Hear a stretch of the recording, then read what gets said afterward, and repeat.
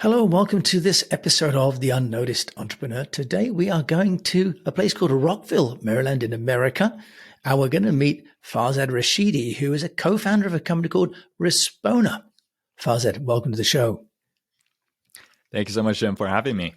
Well, thank you, because you're going to help us to understand the sort of curious black art of backlinks, because link building is something that some of us know a little bit about, and you know a lot more than we do. And Respona has, become one of the leading companies in this, and was originally sort of spun out from the massively successful Visme, which is a sort of a graphics and design platform with over 20 million active subscribers. So you guys know what you're doing, and I'd love for you to share with us, how does Respona help the unnoticed entrepreneur to get noticed? So, Jim, to get into that, I'd like to kind of start with a quick little backstory of how it came to be as a product, because I think that would sort of shed some light in terms of why we do it the way that we went about it. And that is, when I joined Visme as the first marketing hire, it was a completely bootstrap company, no outside funding. And as you mentioned, it's a tool for other business owners to create graphics and presentations. And it was quite a daunting task because paid advertising works well up to a certain degree, but as a bootstrap company, obviously cash is always short. And also at the same time, there's diminishing returns on ads. When you double the budget, normally you don't double the conversion. So that at some point sort of plateaus. And as far as our sales goes, since we had a very unique price point in a way that was, I think at the time was $15 a month, that was very affordable for most businesses, it wouldn't make financial sense to hire salespeople and go door to door. So we had to sort of find a channel that would help us scale without having to invest too much cash. So we landed on content marketing and SEO. And to kind of walk back from it, the way we sort of settled on it, we were like, okay, so Jim, let's say you would like to create an infographic or presentation for this episode. And how would you go about creating that graphic if you didn't already have a solution? What was the first step for you to find a solution to your problem? If you're in the top 1% when it comes to quality of content, however way you define it, you're still in the millionth. You don't even come close to the top 10 or get over 99% of clicks. So we're like, okay, we're missing something. And what we found is that the way Google sort of prioritizes these search results is not only based on what's the content on the page, but also on the credibility and the authoritativeness of that website. And we're like, great, how do you actually define credibility? Because it's somewhat subjective. So the way Google works, the core algorithm of Google is kind of like a spider that crawls the web. And when other relevant websites in your space that contain some authority themselves link back to you, mention you, and talk about you, that's in Azure Google's vote of popularity. And that helps your general domain authority, as we said in the SEO industry, to increase. And that also increases your likelihood from your own website pages to start getting rankings for Google. So that's kind of like a simplified version. And we're like, great. So that means we have to go get more people to talk about us. And ended up being a lot harder said than done, which ultimately led to the creation of Respona. I see. So you get this ranking, I guess, authority through credibility, right? It maybe is perhaps one way of simplifying that. But how does it work then, Farzad, if you have content on your website? Are you asking another website to link by sharing the content on their website as well as yours? I've failed to understand how you get someone else to send someone to you because they're worried about losing their own traffic. Yeah, I mean, something we learned also over trial and error, right? What we found is that you can't just reach out to websites cold and ask them to just mention you, right? It's just not how the real world works. So we had to come up with a strategy, with a plan on how we actually go about building mutually beneficial collaborations with other relevant authoritative websites in our space, which actually has a lot to do. The process is quite similar with PR, which I know that's your background. So let me walk you through an example. One of the simplest examples of a link building campaign, which most SEOs don't even consider it as link building, is what I'm doing right now. Being a guest on another podcast. Believe it or not, that is an SEO strategy. Let me take it step by step. So when I come on as a guest on the show, your website is going to put up the episode with the transcription and potentially links to Respona, ultimately mentioning me and the company that I come from. So when Google crawls that new page that you put on your site and sees, okay, Jim is a smart person with carries a level of authority and is vouching for Respondent. He's had their founder on the page and is linking to their website and is mentioning them, is talking about them. So that is another vote of popularity. But at the same time, nobody's being taken advantage of because why? Because I come on the show and I help you create a content together, right?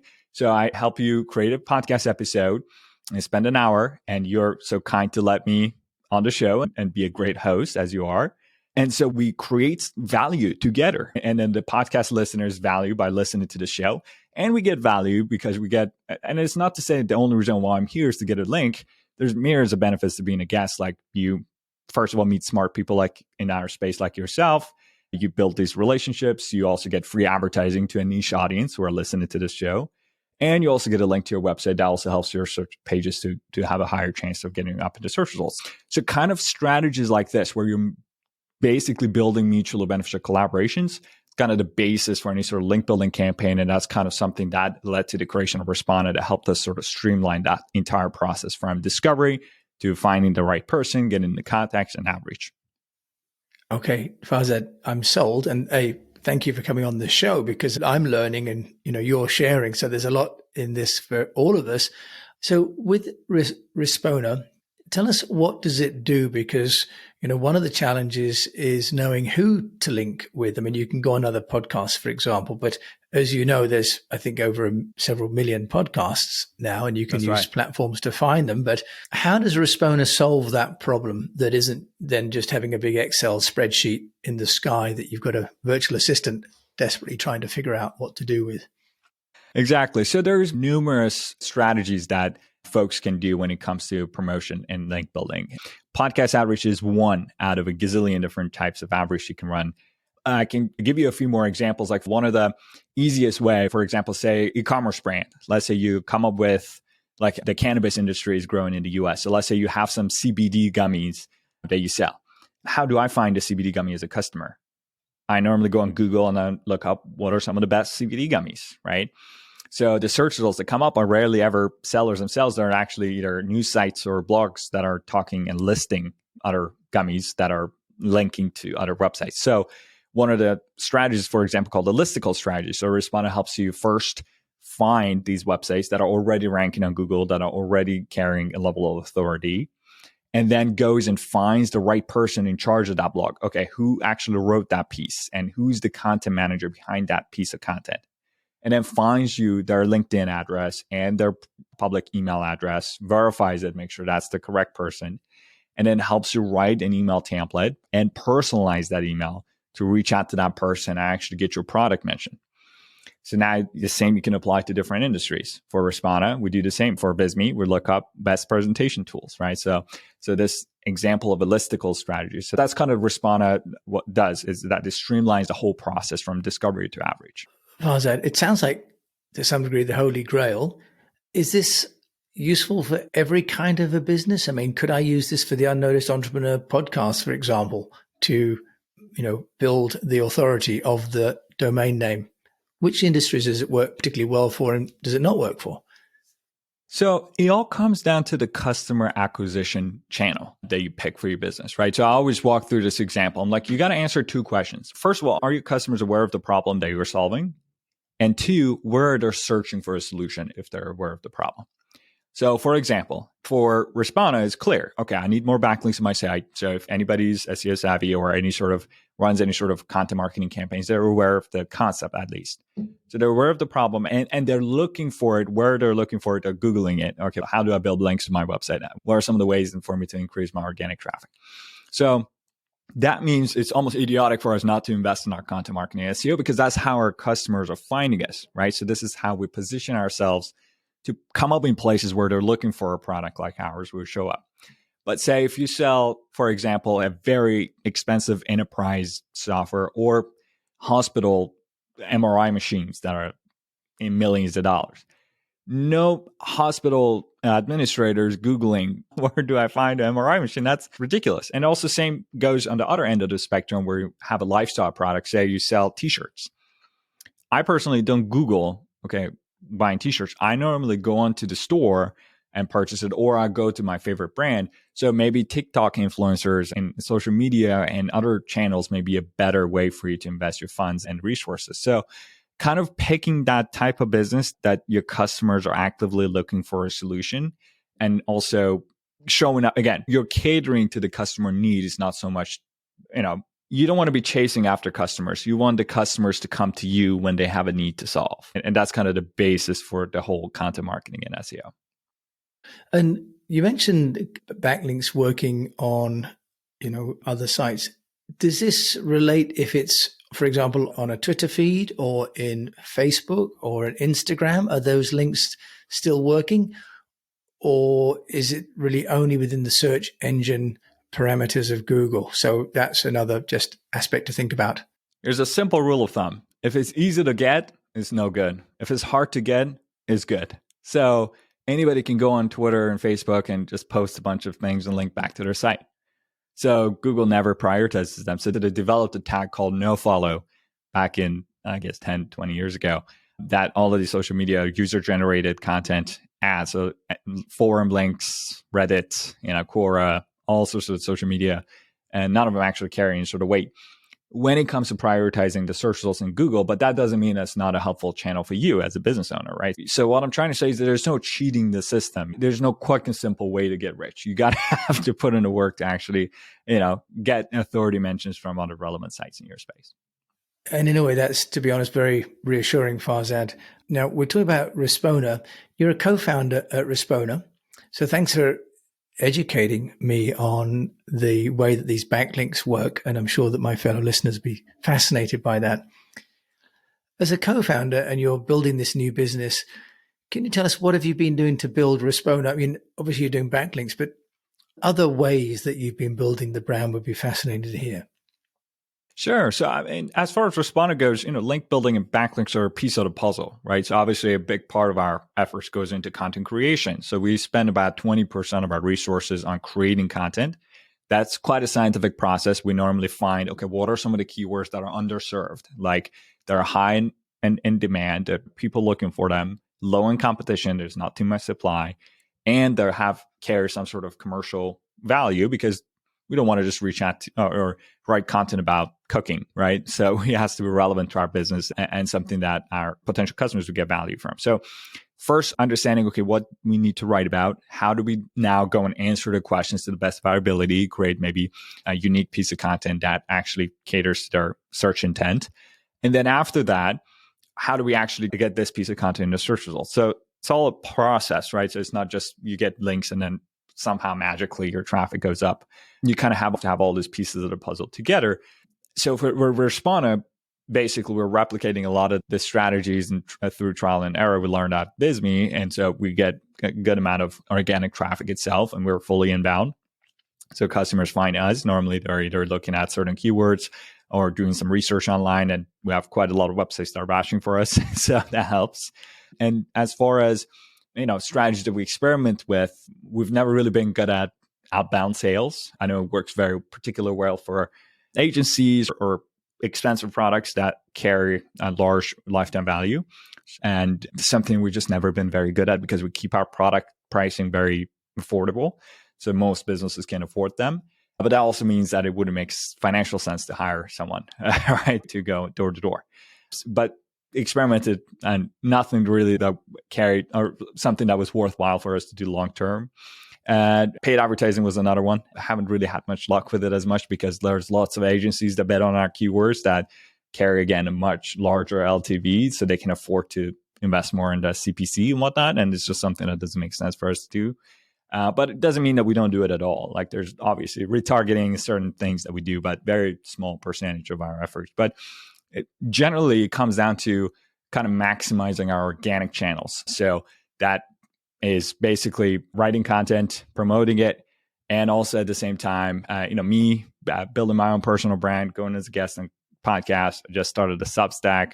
We'll see how that goes. And so, yeah, kind of experimenting and kind of figuring out what else we can do on our end. But majority of our efforts are basically on SEO and content.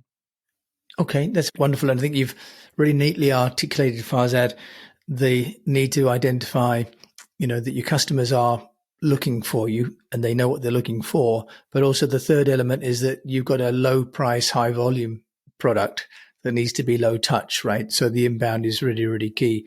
If there's one thing that you think, Farzad, that's really moved the needle, at the risk of asking you to sort of come back to the same question, one thing that you can say either for Visme or for Respona that's really moved the needle in terms of brand awareness, because inbound doesn't really necessarily build brand awareness, does it? Or does it? What would you say would be the strategy that you've adopted that's really sort of moved the needle in terms of sort of complete growth of the brand?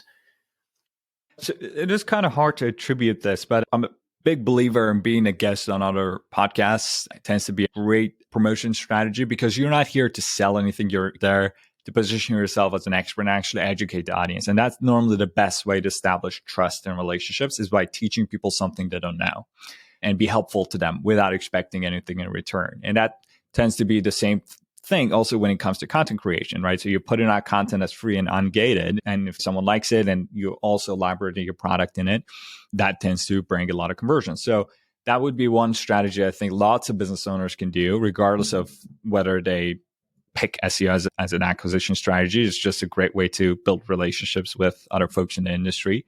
And it's relatively easy to do, as long as you have a process in place to be able to figure out what podcasts actually are relevant and you can add the most value to and reach out and position yourself as a potential guest. And is Respona helping you to find the right podcast? Am I right in understanding that's one of the functions of Respona? Yeah, so that's one of the other outreach strategies, which you can input, say, another person in your industry, right? So I can put in, for example, you can put in my name, Farzad Rashidi of Respona, and it will pull up all the popular podcasts that I've been a guest on over the past year or so. This is like relatively recent episodes. So that automatically tells you three things about this podcast. One, they're relevant to your space because I've obviously interviewed someone. I don't go on cooking shows, right? So I go on shows that are relevant. Two, that means that the podcast accept guests in the first place because not all podcasts do. So having interview style episodes is another thing that's down. And also makes the personalization a lot easier because then you can now reference the episode, given you actually listen to the episode. So that's actually how Yvonne came across your podcast, is that they found the episode with Mark Myers, and he's another great person in our industry, and he's been a guest on your show. So we actually reached out and referenced that episode and asked if you'd be interested in interviewing me. And this is how we scheduled this interview. So obviously it's an effort worthwhile. So that's also another thing I would say. Yeah, Farzad Rashidi, that's wonderful. So final question, if there's one thing that you'd like to share with my fellow unnoticed entrepreneurs about being a founder, piece of advice, what would you like to share? Because now you're on another journey, having worked successfully with building Visme up with the founder, and now you're a co-founder and you've already got this new Respona brand. Obviously, you're driving this, I can tell. What would be one piece of advice or wisdom that you'd like to share with my fellow unnoticed entrepreneurs? That's a great question. So I would say, maybe just me being young and inexperienced. And that's something that Payman always tells me, is that good things always take time. And in my case, it's always been, it normally takes 3 times the amount of time and resources compared to what I think any initiative would take. So building Respona has definitely been a humbling experience because it was the first software company I was involved with from the ground up. So from idea to creation, and it's mind-boggling the amount of work it has taken to get it to this point.